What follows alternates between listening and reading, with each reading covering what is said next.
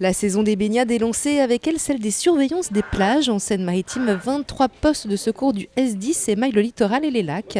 172 sauveteurs dont 110 sapeurs-pompiers épient les baigneurs de 11h à 19h.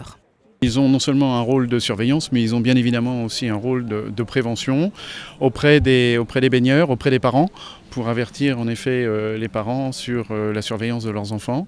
Et puis, en plus de ce rôle de prévention, ils assurent aussi un peu un rôle de formation aussi des baigneurs sur les risques inhérents à la baignade.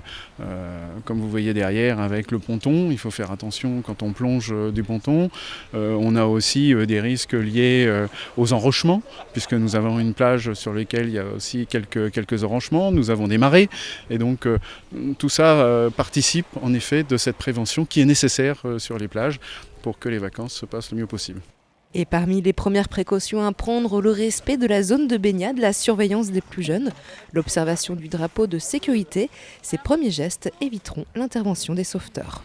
On a donc du matériel de premier secours, donc tout ce qu'on peut retrouver donc, pour, comme j'ai dit, la bobologie, donc des compresses, des désinfectants, etc.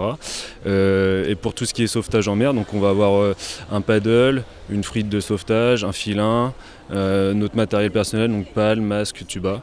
Donc voilà, principalement ça va être ça. Et après, si on a besoin de renfort, il faut faire des demandes auprès des pompiers pour qu'ils viennent nous renforcer, soit pour du matériel ou du personnel. La saison dernière, les sauveteurs sont intervenus 1500 fois en Seine-Maritime. 70 cas ont nécessité le transfert dans un centre hospitalier. En 2018, en France, on dénombre 1649 noyades, dont un quart sont suivies d'un décès. La grosse crainte, c'est la noyade, clairement. Aller chercher quelqu'un assez loin qui est en train de se noyer, faut être rapide, efficace. Donc voilà, ça peut être la plus grosse crainte. Après, on est formé pour, et puis on fait en sorte que ça se passe bien.